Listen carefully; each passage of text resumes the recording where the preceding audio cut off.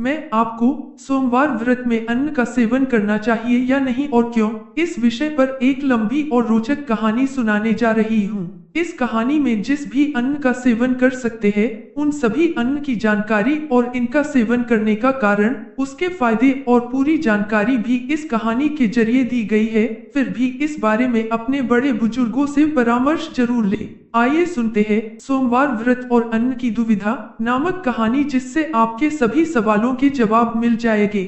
यह कहानी है एक छोटे से गांव की, जहां एक युवा लड़की जिसका नाम राधा था रहती थी।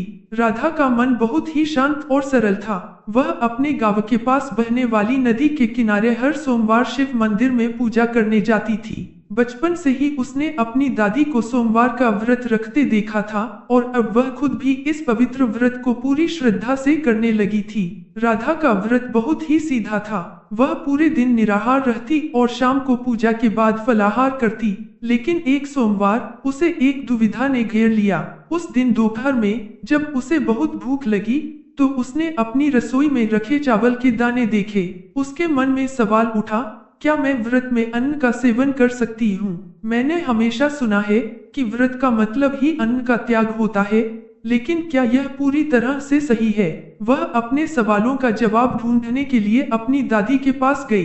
दादी, जो गांव में अपनी भक्ति और ज्ञान के लिए मशहूर थीं, अपनी झोपड़ी के बाहर बैठी एक माला जप रही थीं। राधा ने अपनी दादी से पूछा, दादी, मुझे बहुत भूख लगी है, क्या मैं सोमवार व्रत में अन्न खा सकती हूँ? दादी ने मुस्कुराते हुए राधा को अपने पास बिठाया और कहा, मेरी बच्ची, व्रत का मतलब सिर्फ भूखे रहना नहीं होता। इसका असली उद्देश्य अपने मन और शरीर को शुद्ध करना है। हमारे शास्त्रों में कुछ विशेष प्रकार के अन्न को व्रत में खाने की अनुमति दी गई है।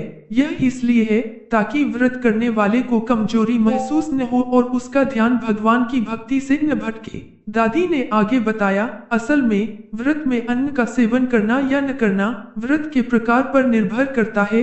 उन्होंने समझाया कि दो तरह के व्रत होते हैं। निर्जला व्रत, यह सबसे कठोर व्रत होता है, जिसमें व्यक्ति न तो अन्न का सेवन करता है और न ही जल का। फलाहारी व्रत, इस व्रत में व्यक्ति केवल फल, दूध और कुछ विशेष प्रकार के भोजन का सेवन करता है। दादी ने फिर उन विशेष प्रकार के अन्न के बारे में बताया जिन्हें सोमवार व्रत में खाया जा सकता है।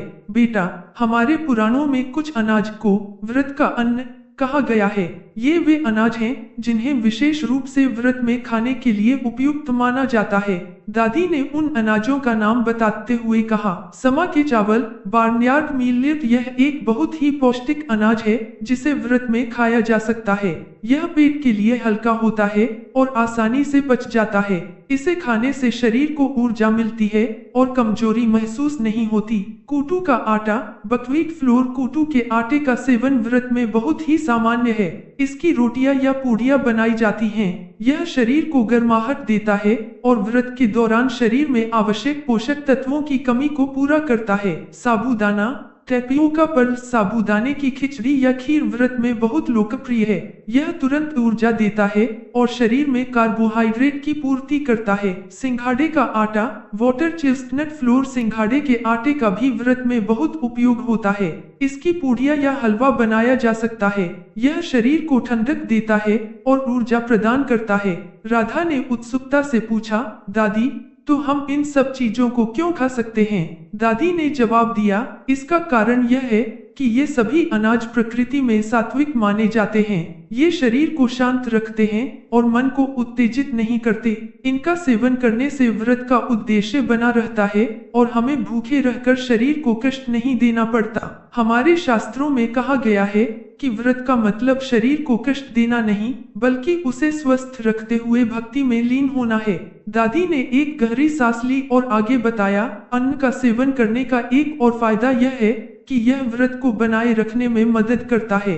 यदि कोई व्यक्ति अत्यधिक भूखा रहता है तो उसका मन भक्ति से हटकर खाने पीने की सोच में लग जाता है।